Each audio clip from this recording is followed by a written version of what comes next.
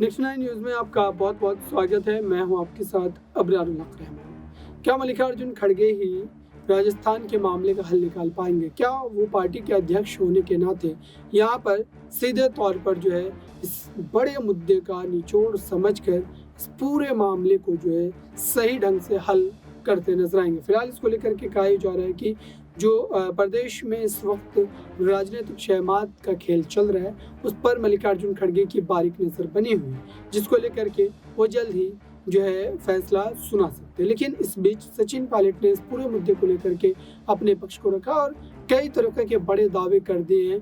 और साथ ही जो है 3 बड़ी मांगों की अगर बात करें, जो मांगे उनके द्वारा रखी गई थी, उसको लेकर के भी चर्चा की गई है। तो पहले सुनिए सचिन पायलट के इस बयान। तो ये आम सभा किसान और नौजवान की आम सभा है, इसमें कोई बाधा डालने की कोशिश ना करें। आप सब जिम्मेदारी से 10 मिनट मेरी बात सुनने की कृपा करें। दोस्तों, आदरणीय नारायण सिंह जी आज इस सभा में आए हैं। मैं सबसे पहले अपनी तरफ से और आप सबकी तरफ से आदरणीय नारायण सिंह जी का बहुत बहुत स्वागत करना चाहता हूं। जोरदार तालियां बजा के आदरणीय नारायण सिंह जी का आप स्वागत करें। आदरणीय हेमाराम चौधरी साहब, सम्मान्य राजेंद्र गुर्जर जी, आदरणीय दीपेंद्र सिंह शेखावत साहब, खिलाड़ी बैरवा साहब, सुरेश मोदी जी, हरीश मीणा जी, राकेश पारेख साहब, मुकेश भाकर जी, रामनिवास गावड़िया जी, गिरिराज मलिंगा जी, इंद्रराज गुर्जर साहब, जीआर खटाना जी, वीरेंद्र चौधरी साहब, अमर सिंह जाटव साहब, पूर्व मंत्री राजेंद्र चौधरी जी, वेद सोलंकी जी, पूर्व मंत्री केसी बिश्नोई साहब, महेश शर्मा जी, पूर्व सांसद गोपाल सिंह इड़वा जी, हमारे यूनिवर्सिटी के नौजवान अध्यक्ष निर्मल चौधरी जी, श्रीमती सुचित्रा आर्य जी, लक्ष्मण गाता जी, सरोज मीणा जी, जालोर से अध्यक्ष समरजीत सिंह जी, चुनीला राजपुरोहित जी, ओम प्रकाश मामू जी, शेर सिंह सूपा साहब, विद्याधर जी, महेंद्र सिंह रलावता जी, पूर्व मंत्री रामगोपाल बैरवा साहब, पूर्व विधायक महेंद्र मीणा जी, भीमराज भाटी साहब, गजेंद्र सांकला जी, अजय बोरा जी, पूर्व विधायक नमल किशोर मीणा जी, शोभा सोलंकी जी, पूर्व विधायक रामनारायण जी, विजय जैन साहब, पूर्व महापौर ज्योति खंडेलवाल जी, मुकेश शर्मा जी, पूर्व पार्षद सुभाष मील साहब, मनीष यादव जी, आबिद कागजी साहब, ओम बिश्नोई जी। और इस जन संघर्ष यात्रा के समापन में आज आप सब लोग, नौजवान, बुजुर्ग, महिला, बच्चे, जो इतनी बड़ी तादाद में यहां पर आए हो, मैं आप सबका हाथ जोड़कर बहुत बहुत धन्यवाद करना चाहता हूं, आपका शुक्रिया करना चाहता हूं। साथियों, मुझसे पूर्व वक्ताओं ने मंच पर अपनी बात रखी। मैं इस मौके पर आपको बताना चाहता हूं क्या परिस्थितियां पैदा हुई, राजस्थान में क्या घटनाक्रम पैदा हुआ, जिसको लेकर इस यात्रा को हमने निकाला। आप सब जानते हो, जब 2013 में हमारी सरकार राजस्थान से हटी थी, उस समय 200 में से कांग्रेस के मात्र 21 विधायक रह गए थे।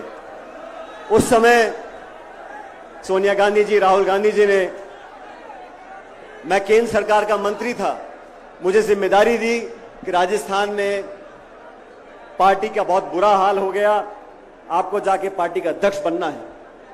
और इतिहास गवाह है, मंच पर तमाम हमारे साथी बैठे हैं, आप सब ने देखा 2013 से 18 तक हमने खून पसीना बहाकर, सब साथियों ने, सब वरिष्ठ नेताओं ने, कार्यकर्ताओं ने एकजुटता का परिचय दिया और 2018 तक हम लोगों ने मेहनत करी। इन 5 सालों में हमने वसुंधरा जी की सरकार, जो भाजपा की सरकार थी, उसका विरोध किया, कड़ा विरोध किया, नीतियों के आधार पर, शासन के आधार पर, प्रोग्राम के आधार पर और भ्रष्टाचार के आधार पर। 5 साल तक वसुंधरा जी के शासन में जो खुली लूट मची थी, जो बजरी माफिया, शराब माफिया, जमीन माफिया, भू माफिया, खान माफिया पनपा था, उसके खिलाफ हम सब ने आरोप लगाए। मैं प्रदेश का अध्यक्ष था, लेकिन तमाम नेताओं ने, सम्मानीय गहलोत साहब ने भी बढ़ चढ़कर हर मीटिंग में, हर भाषण में वसुंधरा जी पर आरोप लगाए। आरोप लगाए कि नहीं लगाए, मुझे बताओ। जब सरकार हमारी बनी, अभी हेमराम चौधरी साहब बता रहे थे, बाज आया, उसने माला किसी के गले में डाल दी। अब बाज क्या करता है हमारे हाथ में नहीं है, लेकिन जब सरकार हमारी बनी तो हमारा दायित्व था कि जो हमने कहा उसको कर कर दिखाएं। आज 4.5 साल पूरे हो गए। 4.5 साल में हम अभी तक उन वादों को पूरा नहीं कर सके जो हमने लांछन लगाया था, आरोप लगाया था, मैंने लगाया था, गहलोत साहब ने लगाया था कि वसुंधरा जी ने करप्शन किया, भ्रष्टाचार किया है। मैं 1.5 साल पहले से उनको चिट्ठी लिख रहा हूं, क्योंकि मुख्यमंत्री जी गृह मंत्री भी है, वित्त मंत्री भी हैं। मैंने चिट्ठी में आग्रह किया कि जांच कराओ, हमारी कथनी करनी में फर्क नहीं होना चाहिए। द्वेषपूर्ण भावना से जांच ना हो, निष्पक्ष जांच हो, पता पड़े किसने क्या किया था, दूध का दूध और पानी का पानी हो जाए। 1.5 साल तक कोई कार्रवाई नहीं हुई। मैंने जयपुर के अंदर एक दिन का अनशन रखा इसी मांग को लेकर कि वसुंधरा जी के कार्यकाल में जो भ्रष्टाचार हुआ उसकी जांच करो, उसकी जांच करो, उसकी जांच करो। 1 महीने तक कुछ नहीं हुआ। उसके बाद 9 तारीख को मुझे लगा अनशन से पार नहीं पड़ी, हमें जनता के बीच जाना चाहिए। और ये भ्रष्टाचार ऐसा मुद्दा है साथियों, दोस्तों, ये समाज को दीमक की तरह खा रहा है। अभी मन से बात कर रहे थे, नौजवानों का भविष्य अगर अंधकार में है, अगर पेपर लीक होता है तो करप्शन की वजह से होता है, भ्रष्टाचार की वजह से होता है। हम लोगों को करारा प्रहार करना पड़ेगा, भ्रष्टाचार को समाप्त करना पड़ेगा। और जो धारणा बड़ी हुई है कि 5 साल भाजपा 5 साल कांग्रेस, इस धारणा को तोड़ने के लिए हमें दुनिया को दिखाना पड़ेगा कि हम जो कहते हैं वो कर कर दिखाते हैं। 11 तारीख को अजमेर आरपीएससी का केंद्र है, माध्यमिक शिक्षा बोर्ड का केंद्र है। वहां पर पेपर बनते हैं, वहां से शिक्षा परीक्षा होती है, इंटरव्यू होते हैं, नौकरियां लगती हैं। इसलिए अजमेर जो वहां से 125 किलोमीटर दूर है, वहां से मैंने यात्रा शुरू करी।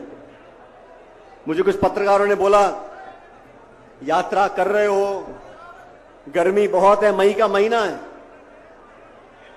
बहुत पीड़ा होगी, 4-5 दिन धूप में चलोगे, बहुत दुख होगा, बहुत पीड़ा होगी। मैंने उनको कहा, हम और आप अगर 3-5 दिन इस चिलचिलाती धूप में चल लें, ये कोई पीड़ा नहीं है। लेकिन वो लड़का लड़की जो पढ़ लिख कर 1-2 साल मेहनत करते हैं, कोचिंग करते हैं, ट्यूशन लेते हैं और किराए के मकान में रहकर लाखों रुपया खर्च कर एग्जाम लिखने जाते हैं, वो पेपर लीक हो जाता है, उसके बाद कैंसिल हो जाता है। अरे बार बार होता है, क्यों होता है? इसकी जड़ तक जाना पड़ेगा। पेपर लीक करने वाले दलाल के किराए के मकान पर बुलडोजर चलता है, लेकिन जो कटारा को गिरफ्तार किया है उसके मकान पे क्यों नहीं चलता बुलडोजर? कानून अपना काम कर रहा है। अगर कानून अपना काम कर रहा है तो पक्षपात नहीं होना चाहिए। मछली छोटी हो या बड़ी हो, उसे तो पकड़ना पड़ेगा। तो आपने देखा सचिन पायलट इस पूरे मुद्दे पर जिस तरीके से खुल करके बोल रहे हैं, उससे तो कम से कम इतना अंदाजा लगाया जा सकता है कि प्रदेश में जो है फिलहाल सचिन पायलट मानने के मूड में नजर नहीं आ रहे हैं। आप देखते हैं कि पार्टी और अशोक गहलोत मिलकर इस पूरे मुद्दे को कैसे हल करते हैं। इस खास रिपोर्ट में बस इतना ही। देखते रहिए ताज़ा तरीन खबरों के लिए नेक्शन न्यूज़ को। धन्यवाद।